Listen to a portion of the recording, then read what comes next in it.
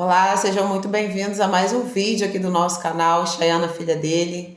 Eu quero trazer hoje para você uma reflexão muito importante que nós vamos nos basear num episódio que aconteceu na vida de uma pessoa, que é um episódio muito conhecido, mas que traz para a nossa própria vida muitos questionamentos e muitos ensinamentos, porque com certeza todos nós já passamos por esse sentimento que eu vou falar agora, por essa situação, não esse caso específico, mas é uma situação que pode englobar diversas esferas da nossa vida e muitas vezes nós não sabemos lidar com isso.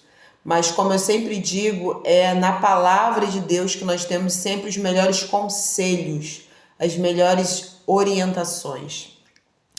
Quando você se encontra em uma situação que você percebe que você fez algo que não devia, ou que você deixou de fazer algo que você devia fazer, seja propriamente feito ou falado, a maneira que for, e aquela sensação ou aquele sentimento ficou ali te corroendo por dentro durante tempos, talvez isso ainda esteja acontecendo, mesmo depois de dias, semanas, meses e às vezes até anos. É o tal do remorso. Lá no livro de Mateus, no capítulo 27, nós vemos lá no versículo 3, que está escrito o seguinte: Então Judas, o que o traiu, vendo que Jesus fora condenado, tocado de remorso, devolveu as 30 moedas de prata aos principais sacerdotes e aos anciãos. E aí nós vamos ver um momento aqui da vida de Judas Iscariotes, o principal traidor do mundo, né? Quando você fala de traição, do que você chama a pessoa? De Judas, não é? Porque Judas Iscariotes traiu Jesus mesmo depois de todo aquele tempo passado perto de Jesus, o privilégio que Judas teve de estar ali cara a cara, poder tocar em Jesus, comer, beber com ele, passar a noite nos estabelecimentos, nas casas ou ao ar livre com ele e os outros discípulos, poder ouvir face a face ali Jesus falando, ensinando, ver os milagres de Jesus. Ele teve o privilégio que eu e muitos gostariam de ter vivido com Jesus, pessoalmente, fisicamente, mas nem assim ele se converteu de fato. E aqui já é o primeiro aprendizado que nós temos a respeito de tudo isso. Não basta estar perto, próximo de Jesus. Isso significa nos dias de hoje, não basta ir à casa de Deus, que nós chamamos de igreja. Não basta nem mesmo você apenas estudar a palavra de Deus, que nós chamamos de Bíblia. Judas estava perto, mas não o suficiente para que o coração dele estivesse perto de Jesus. Então nós precisamos de fato ter um arrependimento da nossa vida de pecado. Só assim o nosso coração de fato vai conseguir chegar perto e se aproximar do Senhor Jesus. Foi o que faltou em Judas, arrependimento. Agora, aproveitando que nós chegamos nessa outra palavra, falamos primeiro de remorso e agora estamos falando de arrependimento, nós precisamos levar em conta o seguinte: o arrependimento, diferente do que muitas pessoas pensam e dizem, propagam por aí, é totalmente diferente do remorso. Para começar, lá em latim, porque etimologicamente falando, a palavra remorso vem do latim remorsus, e esse ele traz a condição de repetição. E sugere a tradução em latim, remorsos, que é uma mordida repetitiva, ou morder de novo, ou morder novamente, morder mais uma vez, dá a ideia de continuação. E o que isso tem a ver? Na Roma antiga e na era medieval, essa palavra ela vem do latim, entendia-se que o remorso é como uma mordida.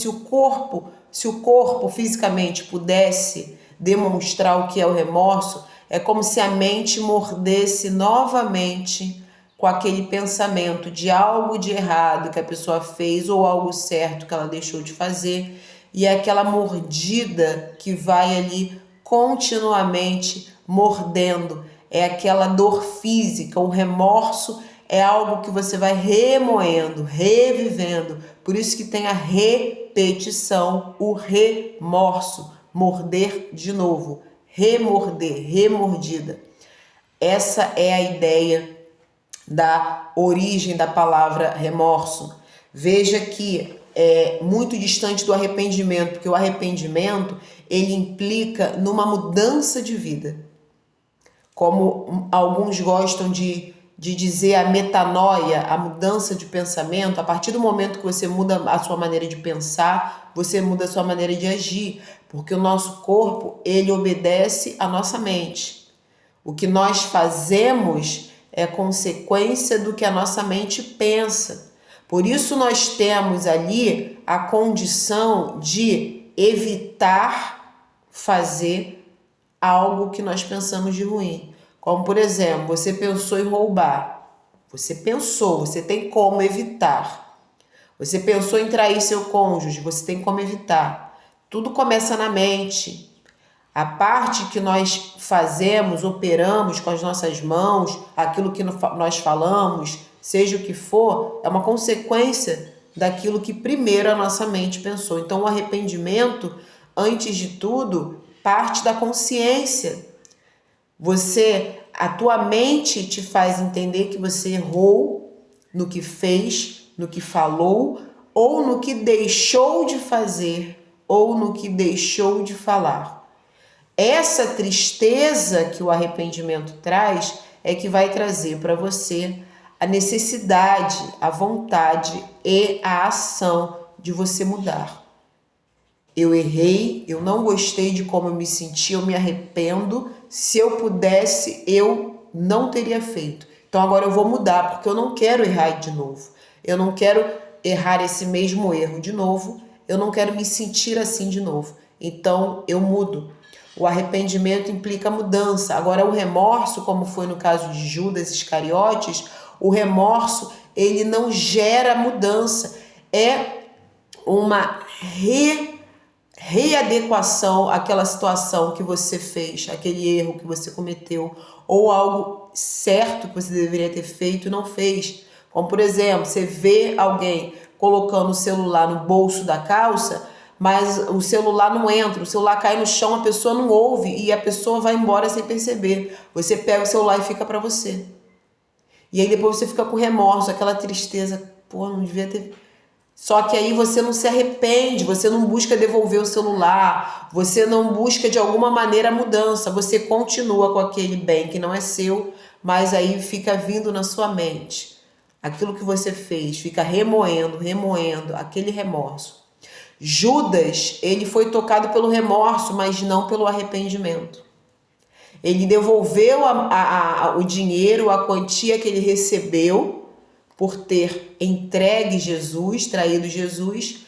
Ele devolveu o dinheiro, ele queria devolver porque ele falou, eu traí sangue inocente. Só que já era tarde.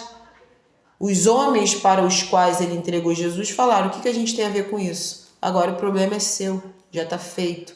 Agora é tarde. Ele joga as moedas e o próximo passo dele está lá no livro de Mateus, capítulo ainda 27, mas agora no versículo 5. Então Judas, atirando para o santuário as moedas de prata, retirou-se e foi fazer o quê? Enforcar-se. Judas morreu de suicídio. Ele tirou a própria vida. Nós precisamos entender remorso, não é sinônimo de arrependimento. Você pode sentir remorso por algo que você fez de errado ou por algo certo que você deixou de fazer, mas isso não vai gerar em você a mudança necessária para que você não venha a errar esse erro de novo. Errar na vida nós sempre vamos errar, nós estamos em uma contínua evolução, mas errar o mesmo erro todas as vezes passa a ser uma opção de escolha. Quando você erra 1, 2, 3, independente da quantidade, mas você está errando porque você ainda está se ajustando, você já está errando com menos frequência, com menos repetição, você está numa escalada, você está melhorando, você está se adequando. Agora, quando você erra o mesmo erro de maneira contumaz, é por isso que o criminoso, quando ele é contumaz, ele já perde ali aquelas vantagens, digamos assim, de uma pessoa que é ré primária. Ela cometeu aquele crime pela primeira vez. Aí, a penalidade dela é aplicada de uma forma. As sanções são aplicadas de uma forma.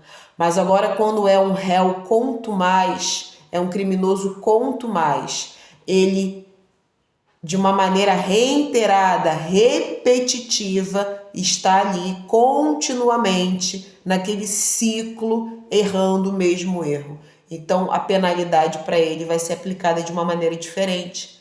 Então nós precisamos entender que o remorso ele não opera em nós o arrependimento. O arrependimento ele gera mudança, o remorso ele só gera desconforto mesmo. No caso de Judas, foi tamanho o desconforto que tirou a própria vida.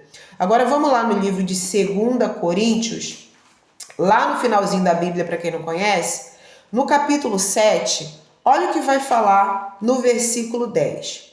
Porque a tristeza, segundo Deus, produz arrependimento para a salvação, que a ninguém traz pesar, mas a tristeza do mundo produz morte. Vou ler de novo, preste atenção. Porque a tristeza, segundo Deus, produz arrependimento para a salvação, que a ninguém traz pesar, mas a tristeza do mundo produz morte. A tristeza, segundo Deus, ela produz em nós o arrependimento. E esse arrependimento é para a salvação. Nós bem sabemos que sem arrependimento dos nossos pecados, não há salvação. Não há a possibilidade do ser humano ser salvo se ele não se arrepender dos seus pecados. O arrependimento ele gera mudança. Então, a tristeza de Deus, segundo Deus, a tristeza segundo Deus, uma tristeza sincera, uma tristeza genuína, uma tristeza que gera em nós o arrependimento. Esse arrependimento, ele vai trazer para nós a salvação, porque o arrependimento ele gera mudança.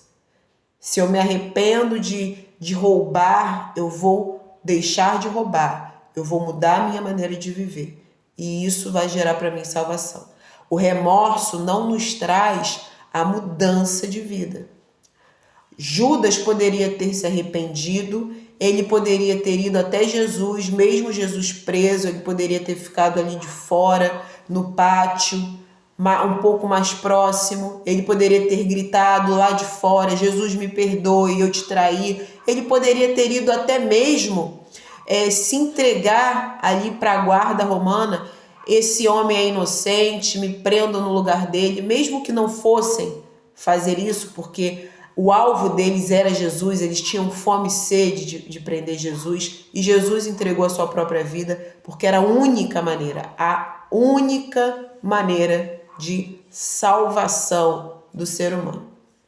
Mas Judas poderia de fato ter se arrependido de maneira genuína, pedido perdão a Deus de maneira sincera. Deus perdoa.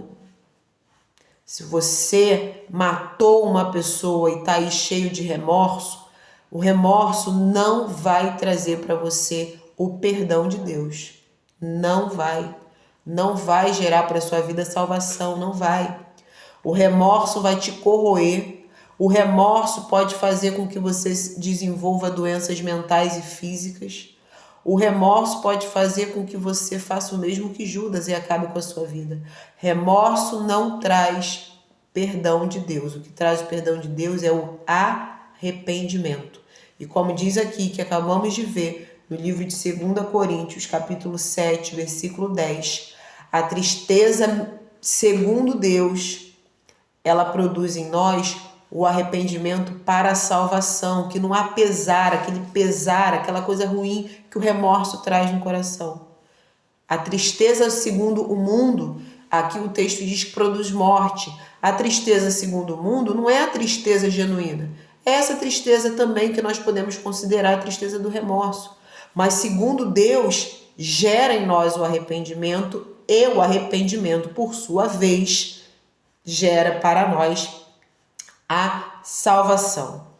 Que nós, eu, você e todos aqueles que vão acompanhar essa mensagem, pelo qual você vai ser um instrumento que vai compartilhar esse vídeo, todos nós precisamos de arrependimento. Muitas vezes nós somos vaidosos e orgulhosos, queremos apenas que o outro se arrependa do mal que nos fez. Mas quando nós pensamos no mal que nós fizemos a alguém, nós buscamos justificar. Eu fiz por causa disso, eu fiz por causa daquilo. Então nós precisamos entender, o arrependimento, ele é um dos combustíveis para a vida. Um dos outros combustíveis é a fé em Deus. Mas o arrependimento é necessário para a nossa vida.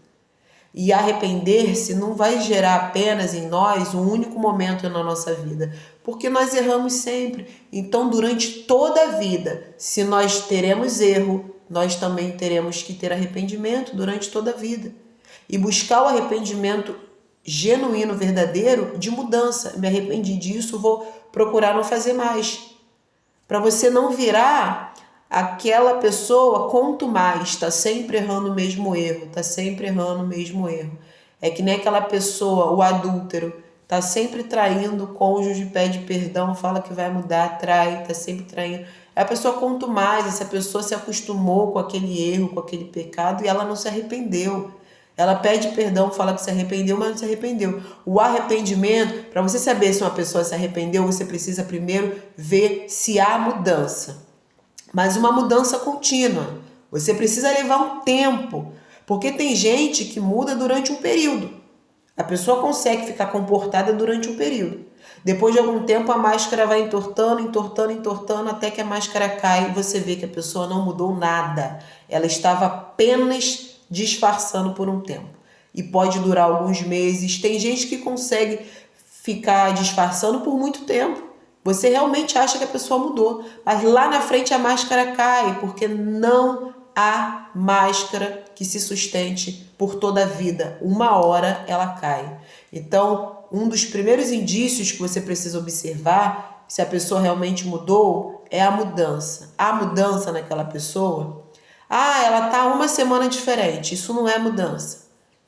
Ela está se segurando por uma semana. Então, nós precisamos entender, remorso não é a mesma coisa que arrependimento. A única coisa que transforma a vida do ser humano e gera em nós mudança de vida e nos traz a possibilidade da salvação é o arrependimento. Então, que você tenha o seu coração humilde, entre na presença de Deus, confesse ao Senhor. O ato da confissão é uma maneira de nós nos humilharmos e nos sujeitarmos diante de Deus. Quem nunca teve vergonha de assumir um erro? Desde a infância. Que criança que não tem vergonha, muitas vezes, de admitir um erro e por vergonha o que ela faz?